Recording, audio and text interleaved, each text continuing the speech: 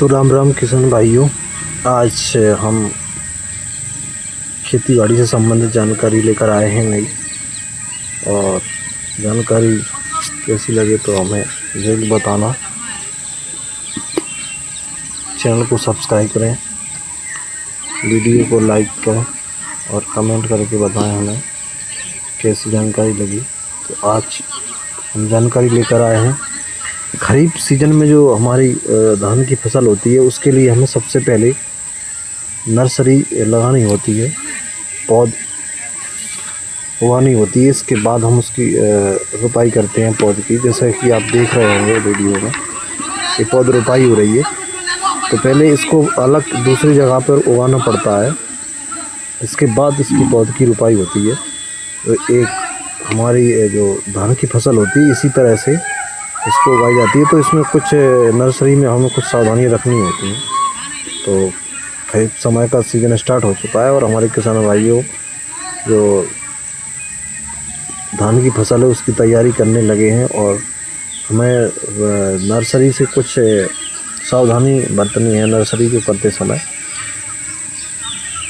उसमें पहला सा है, जो हमारी जो किसान की धान की नर्सरी तैयार करने से शुरू हमें अच्छी और मजबूत धान की फसल के लिए नर्सरी की स्वस्थ होना बहुत ज़रूरी है। क्योंकि शुरुआत अच्छी पौधा होगा तभी हमारी फसल अच्छी होगी और अच्छा अंकुरित होगा। अंकुरित होने के साथ साथ उसकी पौधा है ना, जो वो मजबूत होना चाहिए, किसी प्रकार से कोई रोग से ग्रसित नहीं होना चाहिए, कमज़ोर नहीं होना चाहिए। अगर पौधा अच्छा होगा तो हमारी फसल भी अच्छी उत्पादन होगी और अच्छा उसमें हमें मुनाफा होगा। तो हमें इस विशेष बात का ध्यान रखना है कि हमें जो बीज अच्छी क्वालिटी का लेना है। और बहुत सी क्वालिटी उपलब्ध है मार्केट में, तो अच्छी सी क्वालिटी का बीज लेके आएँ और उस नर्सरी में उसको तैयार करें पौध को तैयार करने से कि कुछ और भी तरीके हैं। और पौध के तैयार करते समय हमें खेत को अच्छी तरीके से तैयार कर लेना है। और पौध को तैयार करने के लिए जो नर्सरी की बुआई हम करते हैं, तो उसमें के साथ में 2-3 किलो DAP और NOP का इस्तेमाल कर सकते हैं। साथ में जो हमारा जैविक खाद होता है, सड़ा हुआ गोबर का खाद, वर्मी कंपोस्ट आदि भी हमें डालना चाहिए। क्योंकि बीजों के अंकुरण के लिए हमें खेत में पर्याप्त नमी होना आवश्यक है। किसान ज़रूरत के अनुसार हालांकि सिंचाई करे, लेकिन पानी इतना अधिक ना भरे कि बीज बहने लगे या सड़ जाए। अधिक पानी से अंकुरण प्रभावित हो सकता है और पौधे की वृद्धि भी रुक सकती है। तो हमें इन बातों का विशेष ध्यान रखना है। और खाद अधिक मात्रा में ना दें, 2 से 3 किलो मात्रा में हम दे सकते हैं। और नर्सरी में हम एक और ख़ास विशेष ध्यान रख सकते हैं कि जो हमारी नर्सरी होती है ना, उसमें जो खरपतवार वगैरह उगते हैं, जो छोटे छोटे घास होता है, उसको भी हम समय समय पर उसकी जांच करते रहें। और अगर जो खरपतवार अगर पैदा हो जाता है तो क्या होता है, उससे जो हमारी पौधा होता है ना, वो कमज़ोर हो जाता है और वो पतला सा निकलता है। तो उस तरीके से फसल हमारी तैयार नहीं होती है, अच्छी पैदावार नहीं होती है उससे। तो हमें इस बात का विशेष करके ध्यान रखना है कि खरपतवार अगर नर्सरी में है तो उसको तुरंत से उखाड़ें, उसको नष्ट करें। और खरपतवार नाशक का इस्तेमाल ना करें नर्सरी में। विशेष करके ध्यान रखना हमारे किसान भाइयों को, खरपतवार में जो खरपतवार नाशक दवाइयाँ होती है ना, नर्सरी में उसका इस्तेमाल हमें बिल्कुल नहीं करना है। क्योंकि हम छोटे से पौधे पर ही खरपतवार नाशक का इस्तेमाल करेंगे तो पौधा उस तरह से विकसित नहीं हो पाएगा जैसा कि उसको होना चाहिए। और हमें इस बात का विशेष करके ध्यान रखना है। दूसरी बात आती है, खरपतवार को हटाने का तरीका है। उसमें आप अंदर जा कर के उसको हटा सकते हैं, ज़्यादा नहीं होता है पानी में। तो इस बात का विशेष ध्यान रखना है।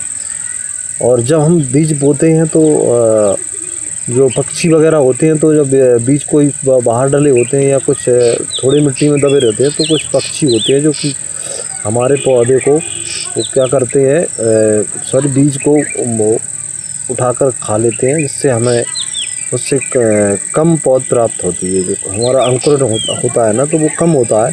इसलिए हमें अपने जो खेत में बीज बोने के बाद में हमें उन बीजों का अच्छी तरीके से ध्यान रखना है कि कहीं जानवर वगैरह, पक्षी वगैरह उसको खा तो नहीं रहे हैं उठा करके। तो हमें उसका विशेष करके ध्यान रखना है और उस बीज को ज़्यादा से ज़्यादा मात्रा में वो अंकुरित हो और हमें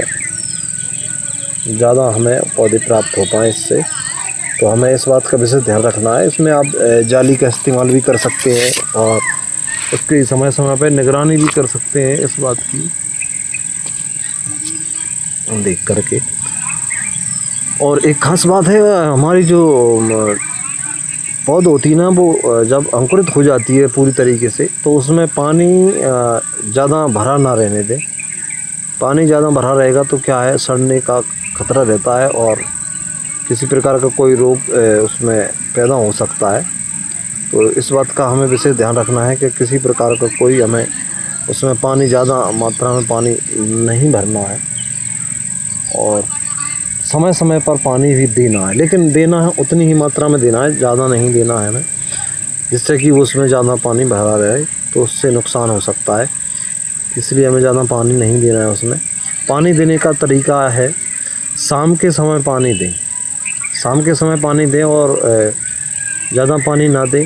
शाम के समय पानी देने से क्या होता है, जो खेत में नमी होती है ना, वो नमी हमारी बनी रहती है, जिससे हमें जो हमारा पौधा होता है वो सही तरीके से अंकुरित भी हो जाता है और अंकुरित होने के बाद भी वो सड़ता भी नहीं है। तो इस बात का विशेष ध्यान रखें। और कई लोग क्या करते हैं, सुबह के समय पानी देते हैं। तो सुबह के समय पानी देने से क्या होता है कि थोड़ा बहुत पानी अगर हमारे खेत में भरा रहता है तो दिन में जो टेम्परेचर हाई होता है, ज़्यादा होता है इन दिनों में, तो जब टेम्परेचर अधिक होगा और पानी गर्म होगा तो जो नाजुक जो पौधे होते हैं हमारे नर्सरी के, वो क्या है, सड़ने, गलने और मरने की संभावना अधिक हो जाती है। इसलिए हमें उन पौधों को बड़ी सुरक्षित रखना है। उनको ज़्यादा सुबह के समय पानी नर्सरी में हमें नहीं देना है।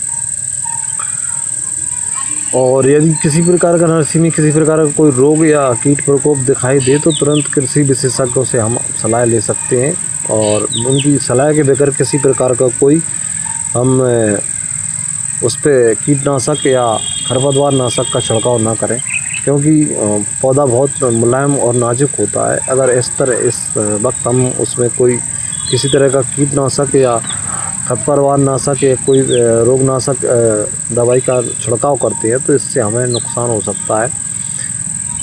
पहचान करने की और हमें विशेषज्ञों की सलाह लेना चाहिए और उसको सही तरीके से उसकी हमें रोकथाम करना चाहिए।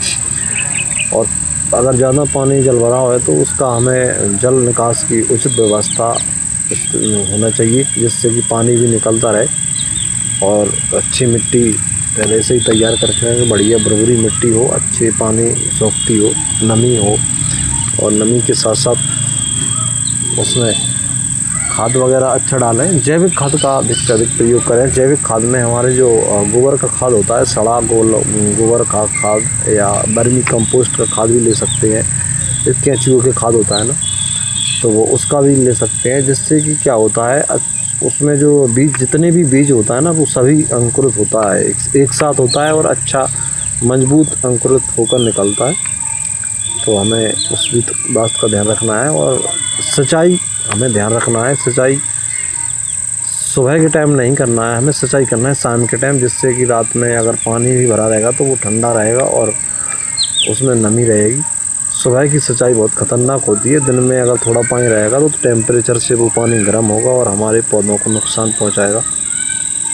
इसलिए हमें इन बातों का विशेषकर ध्यान रखना है और हमारी जो पौधी है, नर्सरी है, उसको अच्छे से तैयार करना है, क्योंकि नर्सरी पर ही हमारी पूरी फसल, धान की फसल वो निर्भर होती है। क्योंकि अगर हमारी नर्सरी का पौधा मजबूत होगा तो हमारी फसल भी मजबूत होगी और हमारा अच्छे पैदावार होगी। तो कैसी लगी जानकारी सभी किसान भाइयों को कमेंट करके बताइए और अगली जानकारी लेकर हम आपको जल्दी आएंगे। वीडियो देखने